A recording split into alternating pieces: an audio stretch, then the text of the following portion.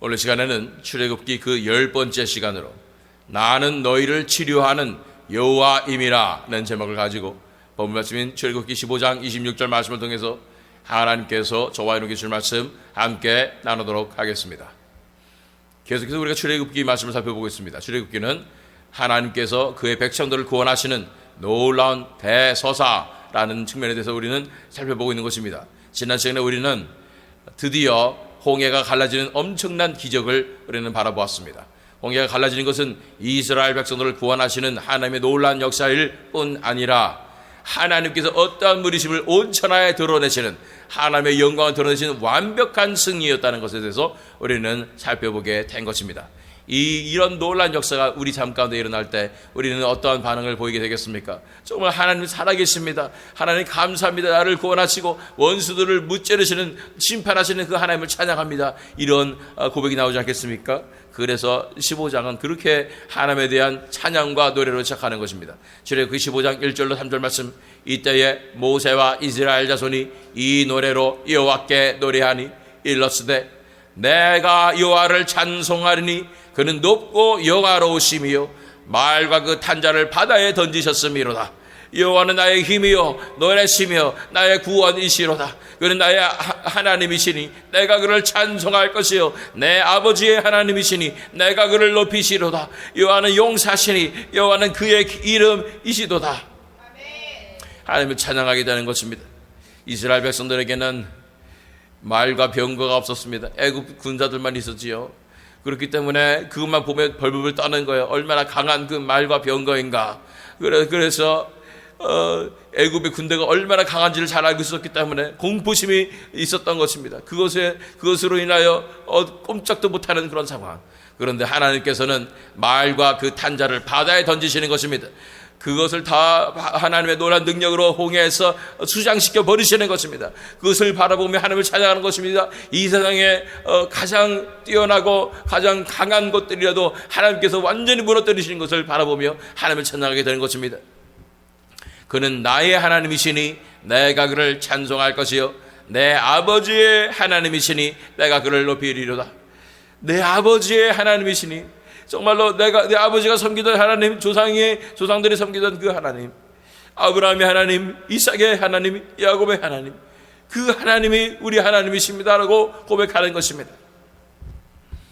우리 대한민국의 사태를 보면서 정말로 이러다가는 그냥 넘어가는 거 아닌가, 이러다가는 완전히 나라가 망하는 것이 아닌가라는 생각이 들기도 하지만, 그러나 이 믿음의 선조들이 있었기 때문에 그래서 그들을 바라보며 하나님을 의지하는 것입니다. 정말 1907년도에 대부흥이 있었을 때에 그곳에 있었던 이 수많은 믿음의 선진들과 선교사들과 그들의 피와 또한 순교한 순교자들과 이 믿음의 선진들의 그 믿음 신앙의 유산 위에 대한민국이 서 있음을 믿습니다. 그렇기 때문에 우리 아버지의 하나님이십니다. 우리 믿음의 선조들이 섬기던 그 하나님이십니다 하면서 고백하며 하나님을 찬양하는 그날이 반드시 오게 될 줄로 믿습니다. 홍해가 갈라진 기적이 놀라운 역사가 반드시 일어나게 될 줄로 믿습니다. 여호와는 용사시니 여호와는 그의 이름이시로다. 아멘. 6절로 8절 말씀 읽겠습니다. 여호와여 주의 오른손이 권능으로 영광을 나타내시니이다.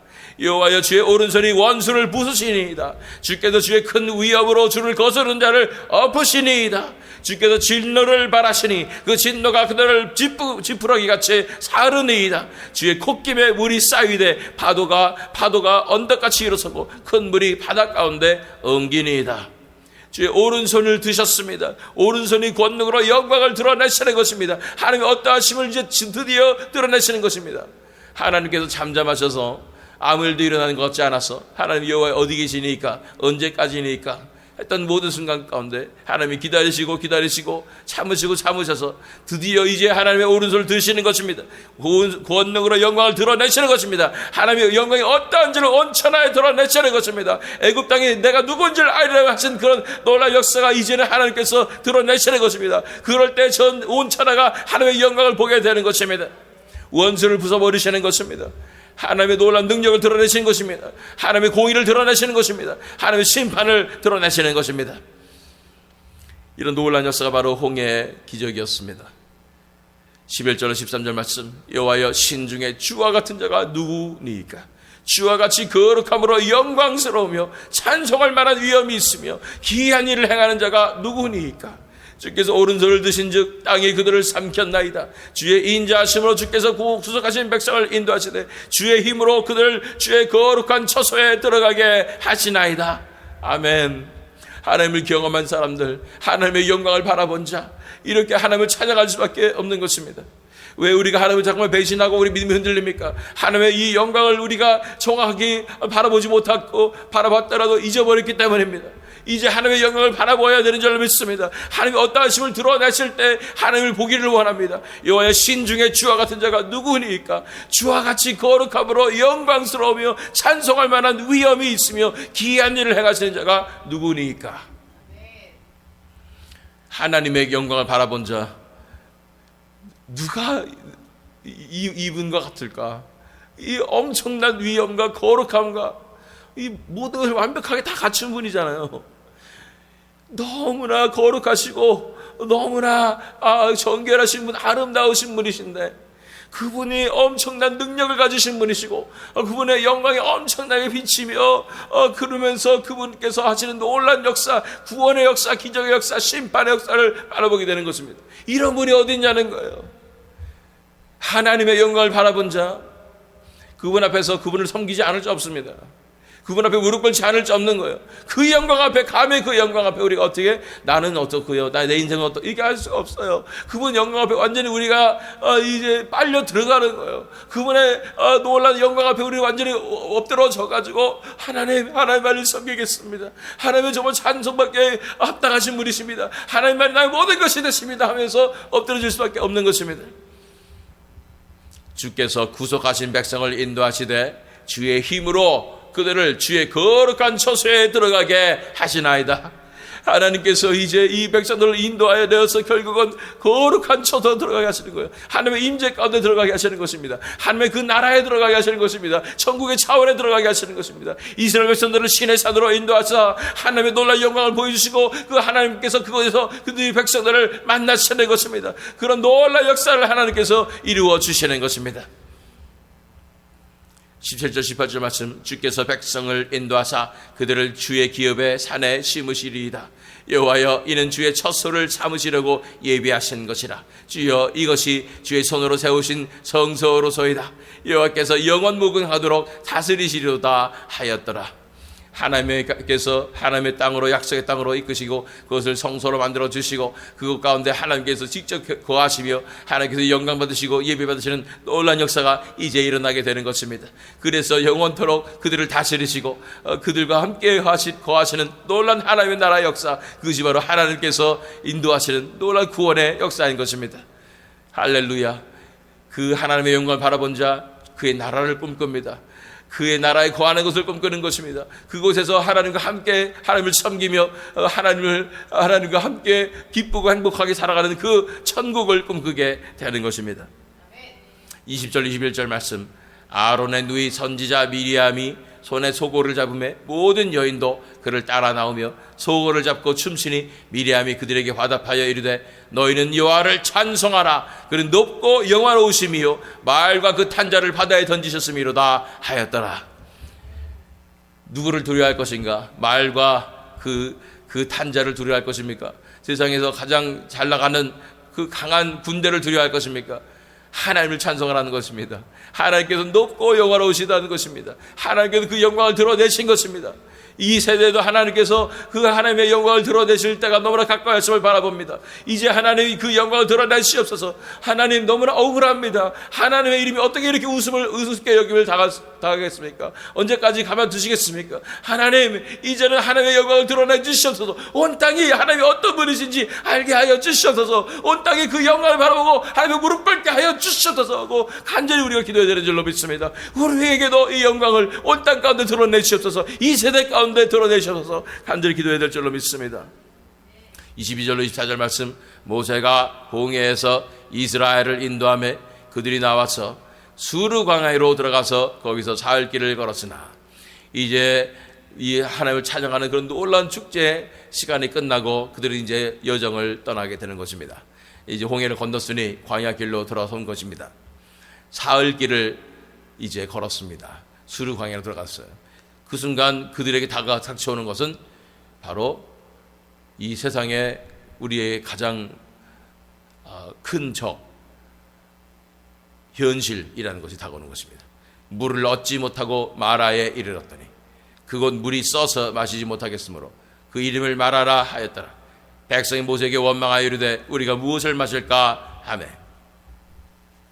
그래서 홍해가 갈라지는 엄청난 기적을 경험했으니 이제는 광야를 우리가 지나가야 하지만, 그때는 40년이나 지나갈지 몰랐죠. 지나가야 하지만 그래도 하나님께서 반드시 놀라운 홍해 같은 그런 기적으로 우리를 먹여 살려주실 것이고 우리는 반드시 승리할 것이다라는 의시하는 마음으로 떠났을 거예요. 하루가 지났는데 200만 명이나 되는 사람이 먹을 물이 없어요. 그 물을 쌓았던 거 이런 거 점점 떨어져 가고, 이틀이 지났는데도 없어요. 사흘쯤 지나니까 사람들이 이제 찾습니다. 물이 어떡하지 우리?